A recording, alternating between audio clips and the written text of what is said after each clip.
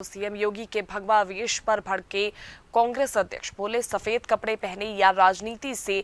बाहर हो जाए। बीजेपी ने खरगे के बयान को आड़े हाथ ले लिया है। अब जी हां, आपने सही सुना, सीधे तौर पर कांग्रेस की तरफ से अब ये वार किया गया है। इस पर ओपी राजभर ने भी सीधा कांग्रेस अध्यक्ष पर निशाना साधा। कांग्रेस ने खोया साधु संतों पर टिप्पणी करने का अधिकार, गेरुआ वस्त्र की लड़ाई, यूपी में सियासत गरमाई। जी हां, आपको बता दें, गेरुआ वस्त्र की जो लड़ाई है उसको लेकर अब यूपी में सियासत गरमा गई है। एक और जहां कांग्रेस के अध्यक्ष कह रहे हैं कि साधु संतों पर उन्होंने टिप्पणी करी और उन्होंने सीधे तौर पर कहा कि या तो गेरुए वस्त्र पहने या फिर राजनीति कर ले, एक ही चीज को चुनने की बात कही। वहीं दूसरी तरफ अब बीजेपी ने भी इस बयान को आड़े हाथ लेते हुए इस पर टिप्पणी करना शुरू कर दिया है। ओपी राजभर ने तो सीधा कांग्रेस अध्यक्ष पर निशाना साधते हुए कहा कि कांग्रेस ने साधु संतों पर टिप्पणी करने का अधिकार खो दिया है।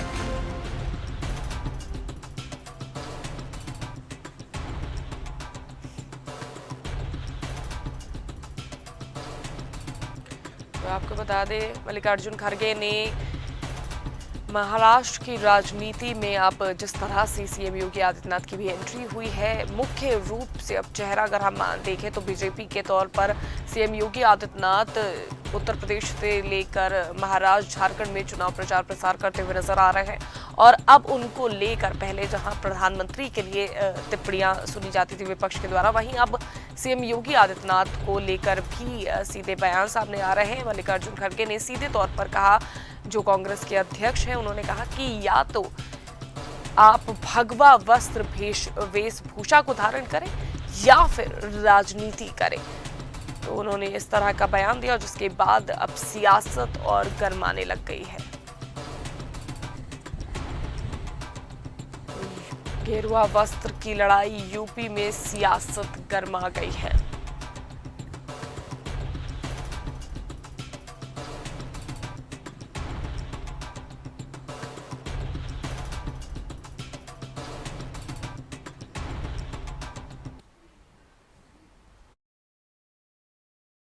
भारत जोड़ो, अब इनकी कोशिश हो रही भारत तोड़ो। वो आए, कौन एक साधु के बेस में रहते हैं, लेकिन अच्छे पॉलिटिशियंस बन गए हैं, चीफ मिनिस्टर भी बने हैं, और उनका गेरुआ कपड़े पहनते हैं और सर पे बाल भी नहीं रखते। तो ऐसे एक नेता है जो बीजेपी ने पैदा किए। ठीक है कि हम मुझसे कोई गिला, मैं ये कह रहा हूँ उनको, बीजेपी को, या तो सफेद कपड़े डालो, या तो सन्यासी कपड़े डालते हो, गेरुआ डालते हो, पॉलिटिक्स से बाहर हो जाओ।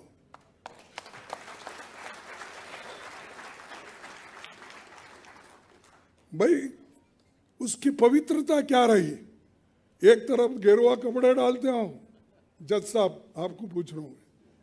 हाँ? एक तरफ गेरुआ कपड़े डालते हो, दूसरों को उपदेश करते हो, बटेंगे तो कटेंगे बोलते हो, और ये क्यों डाले? अरे आपका काम तो है सबको जोड़ना, सबसे प्रेम से बात करना, सबको एक रखना। वो सब छोड़ के इन्होंने भारत जोड़ने के लिए, जैसा कि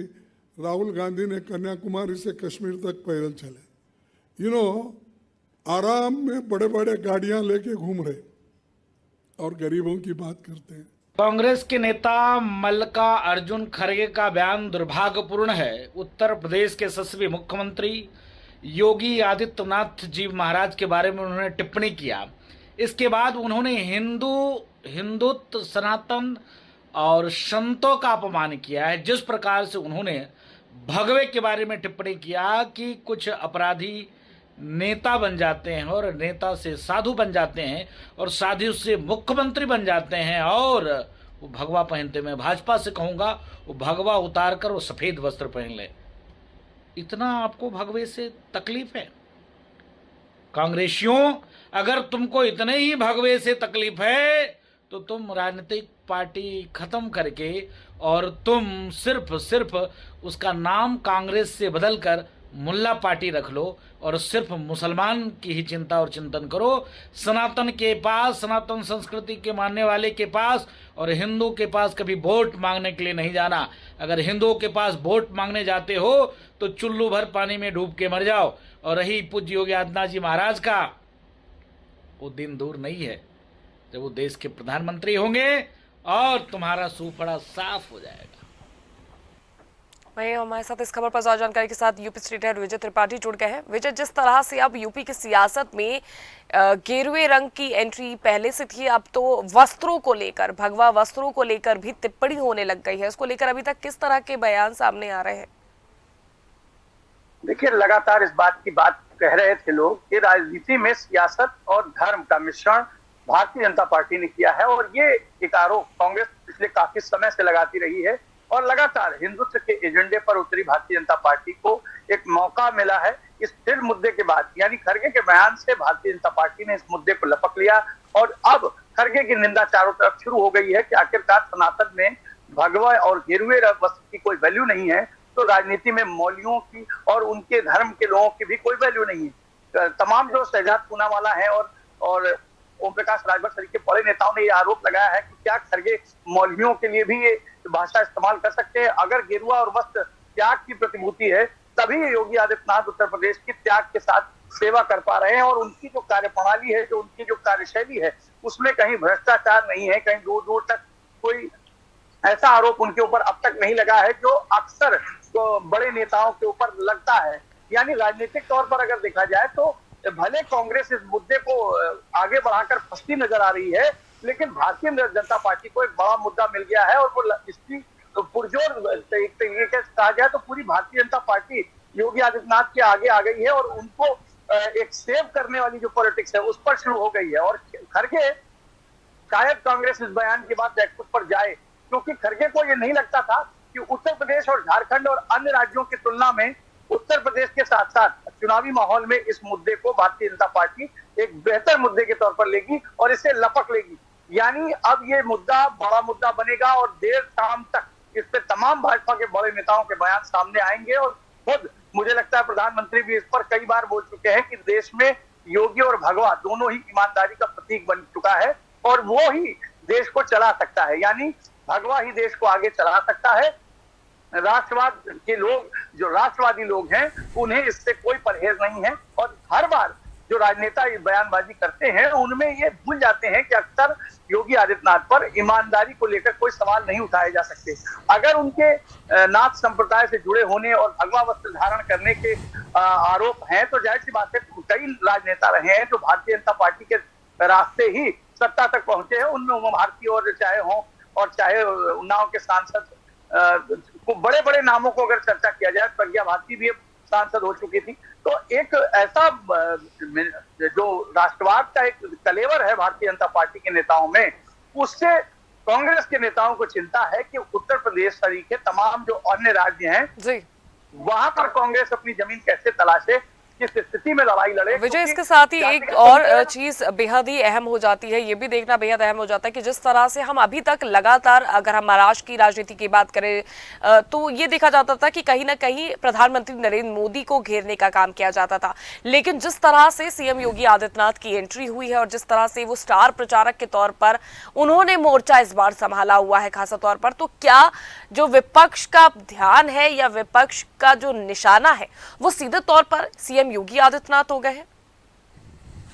देखिए, इसलिए भी हो गए हैं क्योंकि हाल में ही आपने उनका एक बयान जो सुना था, अगर बटोगे तो कटोगे, और वो मुद्दा इतना ज्यादा देश पे पूरे देश भर के चुनावों में छाया कि हर बड़े राजनेता, भारतीय जनता पार्टी हो चाहे विपक्ष के नेता हो, वो इस मुद्दे के आसपास ही नजर आए, और लगातार एक दूसरे पर आरोप प्रत्यारोप के दौर में भी इस बयान को शामिल रखा। यानी सब इसी का जवाब देते आए, और सबने यही कहा कि अगर राष्ट्र में एक साथ रहना है तो बंटने की पॉलिटिक्स नहीं करनी है। भारतीय जनता पार्टी लोगों को बांटने की कोशिश कर रही है, लेकिन भाजपा ने इस मुद्दे को बड़े करीने से कहा जाए तो तूल दिया, और अपने बड़े नेताओं के जुबानों में इस मुद्दे को डाला, और उसका फायदा भी धीरे धीरे मिलता नजर आ रहा है। झारखंड हो, महाराष्ट्र हो और यूपी के भी उपचुनाव में भी तमाम मुद्दे ऐसे हैं जिन पर विपक्ष परेशान है कि आखिरकार इनके काट क्या है, क्योंकि हिंदुत्व के एजेंडे पर विपक्ष का जो एजेंडा है जातिगत जनगणना वाला और जातिगत समीकरणों का, वो मुद्दा कहीं ना कहीं दबता हुआ नजर आता है और सभी एक फुट पर एक पिच पर आकर खेलने लगते हैं। तो इससे अगर देखा जाए तो लोगों को भी तकलीफ है और राजनेताओं को भी मुद्दा विहीन बना देती है ये बातें। और योगी आदित्यनाथ इस बात में माहिर हैं। अगर वो हिंदुओं के फायरब्रांड नेता कहे जाते हैं तो उनको हिंदुओं के मुद्दे को जगाना भी आता है और हिंदुओं को एक साथ एकजुट पर करने की बातें करना भी आता है। उससे ही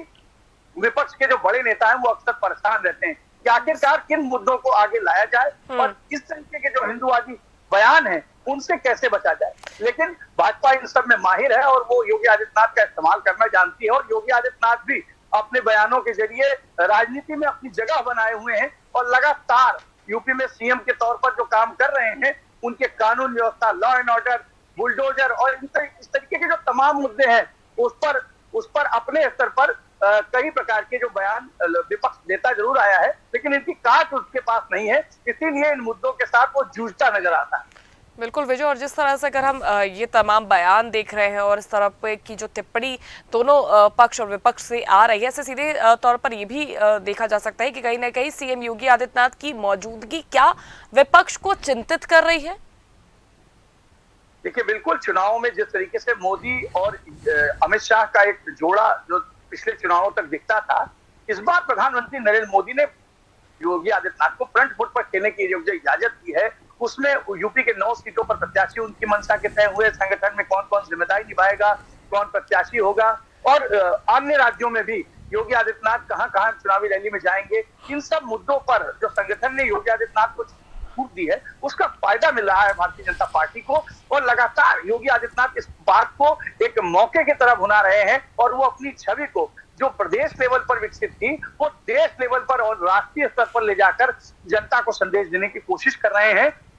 कि भारतीय जनता पार्टी ही एकमात्र ऐसी पार्टी है जो आपके भविष्य की और आपके भविष्य के बच्चों की पीढ़ियों की सुरक्षा करने के लिए संकल्पित है। और यही एक एजेंडा ऐसा है जिसके सामने विपक्ष के तमाम ऐसे जो संविधान के मुद्दे थे, जो जातिगत मुद्दे थे, जो जनगणना के मुद्दे थे, उन सब मुद्दों पर पानी फिरता नजर आता है और विपक्ष भी मजबूरी में इन्हीं मुद्दों पर आकर खेलने लगता है और उसके पास भी कोई ऐसा बड़ा मुद्दा नहीं बचता जिस पर वो योगी आदित्यनाथ जैसे ऐसे नेता की कोई काट निकाल पाए, उनके बयानों की ऐसे कुछ काट निकाल पाए जिससे शायद भविष्य में उनके राजनीतिक में जो मुद्दे हैं उनकी कमी न दिखाई दे उनके बयानों में।